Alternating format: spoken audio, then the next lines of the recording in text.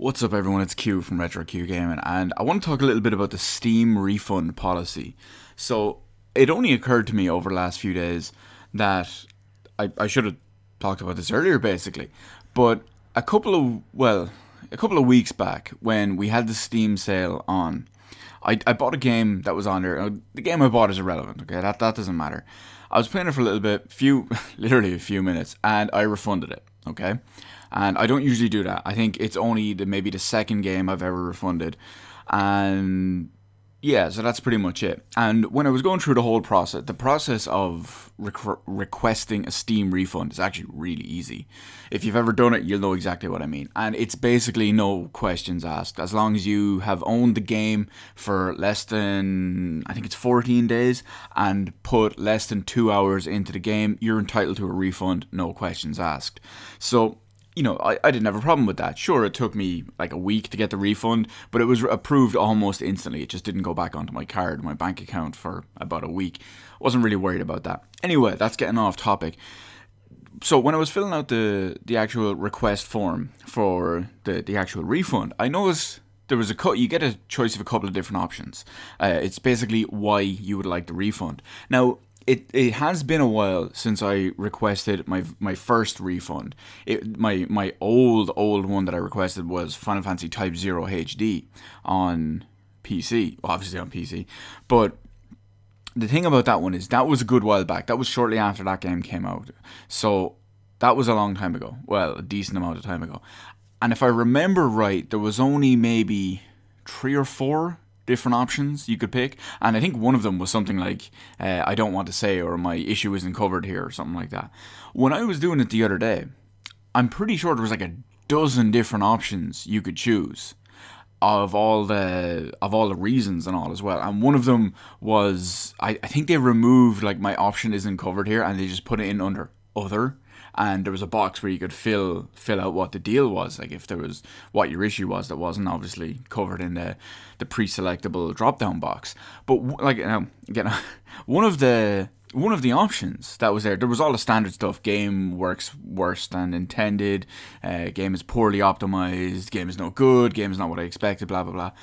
But one of them, it actually says, game does not look like screenshots and videos. So I'm thinking, hang on, that's crazy that they actually acknowledge that that's a problem. And sure, some people are just going to say, well, maybe it's for people who don't really know much about PC gaming, and they're trying to play The Witcher 3 at max settings with GeForce 660M, and they're wondering why it doesn't look the same. No, that's not how it works. I think the reason they're doing this is, which I'll supplement now in a second, because I did another thing just after this. I think they realize that nowadays, well, Steam and Valve actually realize that companies will bullshit the shit out of you, or bullshot the shit out of you, whatever way you want to look at it, because we all know that Ubisoft in particular, a lot of companies, if not all companies, almost all companies, will show off these really, really high-end fancy ass graphics the very first time the game is shown off, or even sometimes after as well. And then the downgrade hits, and even the PC version at max settings doesn't look as good as the original. So I'm looking at Watch Dogs. I'm looking at there. If you go, actually, you know what I'm going to do? There's a comparison video. It's like 15-16 minutes long of all the recent Ubisoft games, all the major recent Ubisoft games that have had massive downgrades, and I'll put a link to that video in the description below. I suggest you check that out, because it is absolutely criminal how they do it. They have promised that they're going to stop doing that. However, if you've seen any of the Ghost Recon Wildlands stuff lately, they're still at it. But yeah, that's a whole other thing. So the fact is, once I noticed this option, and once I noticed that this specific one was here, it made me think, hang on, I wonder what games that have received noticeable downgrades, and notable downgrades, as in like publicly acknowledged downgrades and all as well. I wonder what games are like this on Steam. So I looked through a few games. I don't remember many of them off the top of my head, but one thing that I do remember in particular is I went in to the Division. So I went into the Division page on Steam, and when you look at all the videos, I'm pretty sure the very first video there is the announcement trailer. All the screenshots, or at least the majority of the screenshots, are all from the announcement E3 of The Division.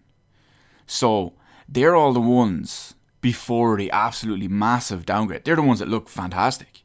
But even if you turn The Division on to max settings in 2016, if you like, I have a GTX 1080. If I was to buy The Division, turn it on, put absolutely everything up to max, it would look nowhere near as good as those screenshots, because it's simply been downgraded so much. If you ever go and look at the original trailers and showing off and all the screenshots of The Witcher 3, The Witcher 3 had the same deal as well. If you look at The Witcher 3 on PC in its current form, even on max settings, it looks nowhere near as good as the original one. So that's just some games to name a few anyway. I don't know if the Witcher screenshots on videos on Steam are still showing the old ones. I never looked at that one. But I know for a fact the ones for The Division are still the original launch ones, which the final product looks nothing like. So I just think it's funny that they've actually acknowledged that, and that's now an option, an actual pre-selectable option, because they know it's an issue. So good on Valve for taking a step towards that. We all know games companies like to bullshit everyone, and it fucking screws the consumer over at the end of the day. And it's nice to see that with the implementation of Valve's refund policy on Steam, it's nice to see that this makes it one step easier. It was already really easy to get a refund anyway, and it's basically no questions asked. It's nice to see that they're expanding, if you will, their reasons to help the consumer out. So let me know in the comment section below what you think about the whole thing anyway as well. The fact that companies are still doing all crap like this, they're showing everything off, and then the final product looks absolutely nothing like it. Looking at you, Watchdogs, I do suggest you check out that video that I'll have linked in the description below. It's about 15 minutes long. It's a major comparison of all the Ubisoft games when they were first showing off, all the big major ones the last few years. Watch Dogs is in there, Rainbow Six Siege is in there, there's a couple of other ones too. It's just when you look at the actual product we have, even at max settings, versus what was shown off and pitched to people, they're two completely different things. Anyway, let me know all that in the comment section below. Hit the like button, hit the subscribe button. You can follow me on Twitter. Details in the description below. Thank you for watching. I'll see you in the rest of the videos in my channel.